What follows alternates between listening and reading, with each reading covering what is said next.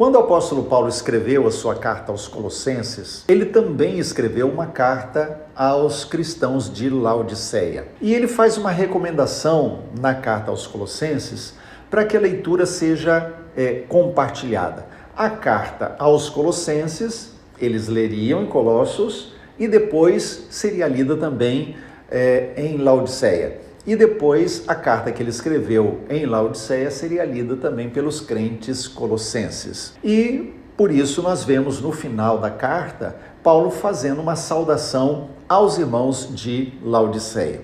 Leia comigo o verso 15 do capítulo 4 de Colossenses. Saudai os irmãos de Laodiceia e Ninfa e a igreja que ela hospeda em sua casa.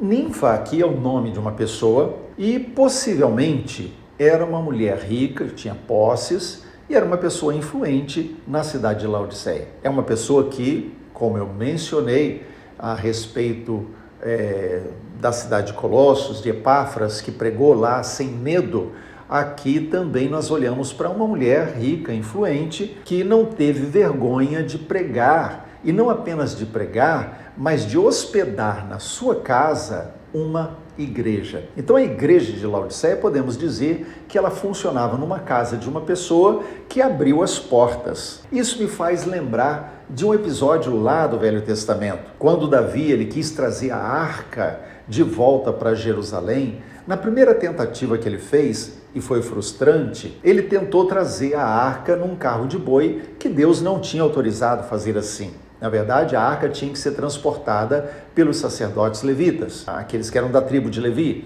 Então, mas Davi ele não se atentou a isso e colocou no carro de boi. No caminho, o boi tropeçou, a arca ia cair, tenta segurar a arca, morre por conta disso, por causa da irreverência da forma como a coisa aconteceu. E Davi fica tão assustado com aquilo que a arca é levada para a casa de Obed-Edom e fica lá durante um tempo. Quando a Bíblia nos fala desse episódio, nos revela algo extraordinário. A casa de Obed-Edom, tudo na casa dele foi abençoado e prosperou, porque a arca estava na casa dele. Então toda a casa abençoada por causa da presença da arca. Lembra que a arca ela simbolizava a presença do próprio Deus. Então, quando nós olhamos para a ninfa mencionada por Paulo na carta aos Colossenses, ela recebe a arca, ela recebe a igreja, a presença de Deus, a manifestação de Deus por meio da igreja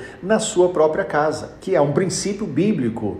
O Novo Testamento mostra esses casos, uma casa, uma igreja, que é um princípio que foi perdido hoje. Cada casa sendo uma igreja.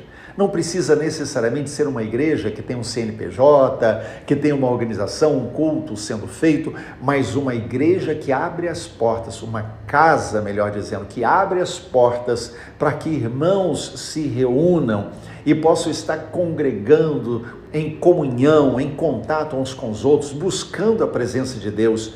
Toda casa que se abre é abençoada por isso. Então, Ninfa tinha um coração aberto e torna a casa dela um lugar da manifestação de Deus por causa disso. E por isso, Ninfa é abençoada. Obed-Edom abre a sua casa para a arca entrar e por isso é abençoado.